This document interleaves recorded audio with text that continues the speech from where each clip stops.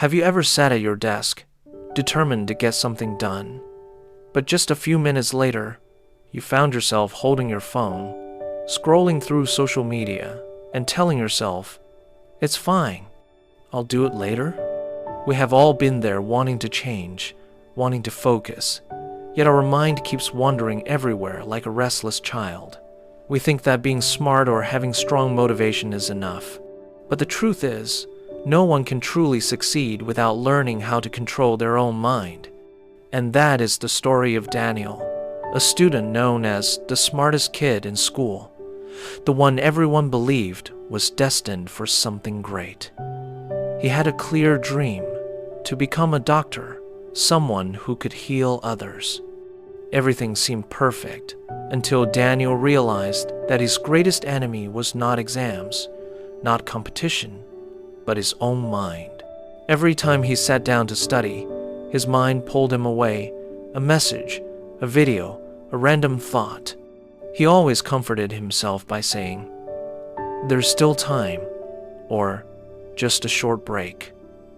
But that short break, day after day, quietly stole away all the biggest dreams of his life. That summer, the school held its biggest scholarship exam of the year, a chance for Daniel to get one step closer to his dream of becoming a doctor. He felt confident because deep down, he believed, "I'm smarter than most people. I will definitely make it." But when the results were announced, his whole world came crashing down.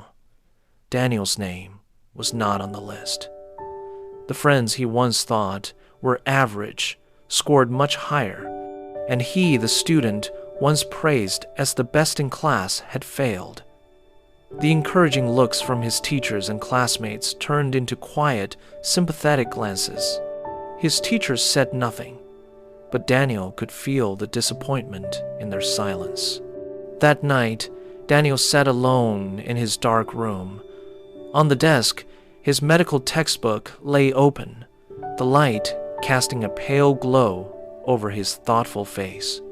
He remembered every time he had procrastinated, choosing his phone over his books, telling himself each night, "I'll study tomorrow."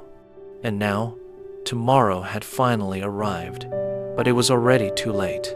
The pain of failure was not just about his grades. It was a harsh slap of reality that made him see a painful truth. Being smart is not enough. Having dreams is not enough. Without discipline, everything is just an empty promise. In that silent moment, Daniel understood he had not lost to anyone else. He had lost to himself. A single tear fell onto the page, and for the first time in his life, a genuine desire appeared in his heart, the desire to change. In the days following his failure, Daniel started waking up earlier than usual. He still went to school, still smiled, still talked with his friends, but something inside him had shifted. No more pride, no more excuses. Only one question echoed in his mind every morning. How can I become someone who can truly control myself? One afternoon, as Daniel walked past the school gym, he saw a group of students training under the guidance of Coach Miller, a coach well known for turning even the laziest students into the most disciplined and determined ones. Daniel stopped and watched. Under the blazing summer sun, those students were exhausted, drenched in sweat, but there was no sign of giving up in their eyes, only focus and determination. In that moment, Daniel realized something. He had never truly fought for his dream. He had only hoped. That evening, Daniel went to see Coach Miller. When he walked into the training room, the coach was putting away some old basketballs. Daniel hesitated for a moment and said, "Coach, I'm not here to play sports. I'm here because I need to learn how to control my mind." Coach Miller looked up and gave him a gentle smile. "Control your mind, huh? Sounds like a big goal. But to begin with, we just need to learn how to control the small things." The coach patted Daniel on the shoulder. "Tomorrow, come earlier than everyone else. There's something I want to show you." That night, Daniel could not sleep. The coach's words kept echoing in his mind. Control the small things. He did not fully understand what it meant, but for the first time, he felt maybe he was about to find the right path. The next morning, when the sky was still covered in a thin layer of mist, Daniel was already at the training field. Coach Miller stood in the middle, holding an old bow and a few wooden arrows. There were no other students there, just the two of them, and a round target set up about 65 feet away, or roughly 20 meters. "Do you know why most people never reach their goals?" the coach asked. Daniel shook his head. "Because they see too many things other than their goal." He handed Daniel the bow. "Now, take a shot. Your target is the center of that board." Daniel pulled the string, aimed carefully, and released. The arrow flew but missed, landing in the dirt before it could reach the target. The coach said nothing. He simply asked quietly, "When you were aiming, what did you see?" "I saw the target, the trees, the sunlight, and the wind, too." The coach nodded. "That's exactly your problem. You saw everything except the one thing that truly mattered." Daniel stayed silent. Coach Miller stepped closer, placed a hand on Daniel's shoulder, and spoke slowly. "In life, your mind is like this bow. If it's not drawn in the right direction, the energy inside you will scatter into countless distractions, your phone, social media, meaningless thoughts, and then you'll lose sight of your goal." He reset the target and pointed to its center. "Try again, but this time, look only at the very center of the target. Do not let anything else exist in your mind." Daniel took a deep breath. In his vision, there was only one bright spot, the heart of the target. He pulled the string, released it. Whoosh! The arrow sliced through the air and struck near the center. Coach Miller smiled. "See that? When your mind has only one goal, everything else becomes silent." Daniel looked at the arrow, and a strange feeling rose inside him. It wasn't pride. It was understanding that in life, focus is not just about looking, but about eliminating everything unworthy of your attention.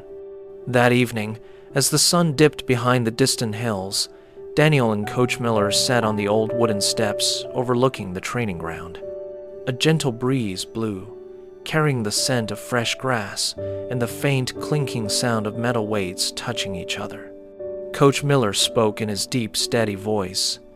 "Daniel, focus is the first step, but if you want to go further, you need discipline. Because discipline is the bridge between goals and accomplishments." He looked straight into Daniel's eyes and continued, "I'm going to teach you 4 rules, simple ones, but if you truly follow them, they can change your entire life.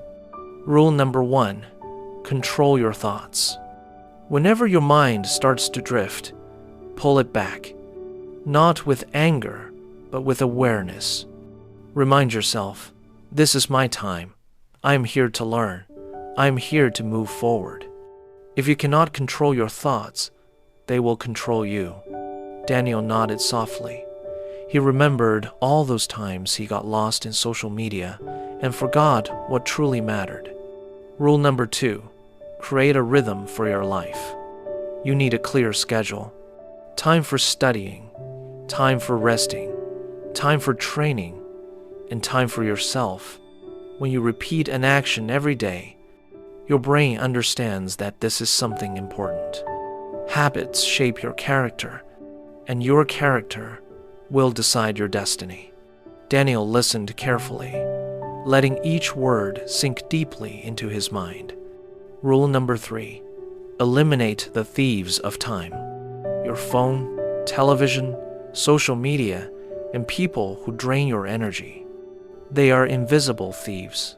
Every time you open your phone for just a few minutes, you are stealing a piece of your own dream. Daniel stayed silent. He knew the coach was right, and suddenly felt regret for all the wasted days that had quietly slipped away. Rule number 4. Train yourself every single day, even just a little. No one becomes disciplined overnight. Just like your muscles, your mind needs training too. 1 page of reading today, 10 minutes of focus tomorrow. Those small actions will build your strength over time. Coach Miller placed a hand on Daniel's shoulder and said, "Do not wait until you feel ready. Start now, even if it's just one small step." Because discipline does not come from emotion, it comes from action. Daniel sat quietly, watching the sunset spread across the field. In his mind, those 4 rules echoed word by word, not as advice, but as a new compass for his life. That night, he went home, wrote down the 4 rules on a piece of paper, and taped it right in front of his study desk. For the first time in his life, Daniel felt he was truly beginning to change. In the days that followed, Daniel started living differently. He no longer stayed up late doing nothing, no longer grabbed his phone the moment he woke up. Every morning, he opened his window, took a deep breath of fresh air, and whispered to himself, "Today, I will get closer to my dream." At first, everything was hard. After just 10 minutes of studying, Daniel's mind wanted to run away. He felt tired, bored, and many times he wanted to give up. But then, Coach Miller's words echoed in his mind. Discipline does not come from emotion, it comes from action. So Daniel chose to keep going, even if it was just for 5 more minutes. Day after day, those 5 minutes slowly turned into 1 hour. 1 hour became 2. And eventually, studying was no longer an obligation. It became a natural part of his life. As time passed, Daniel began to notice a clear change. He no longer felt pulled by his phone or by social media. Instead, he found peace in silence, completely focused on the thick books he used to fear. People around him started to notice it too. His friends asked for his secret, and his teachers looked at him differently, with trust and respect. But Daniel knew this was no miracle. It was the result of every morning he chose to get up, and every night he chose not to give up. A few months later, the most important exam of the year arrived once again. This time, Daniel was not afraid. He was not hoping for luck or praying for help, because he knew he had prepared for this moment through every single day of discipline. Inside the exam room, when he put his pen down on the paper, everything around him went quiet. No ticking clock, no pressure, just Daniel and one single goal in front of him.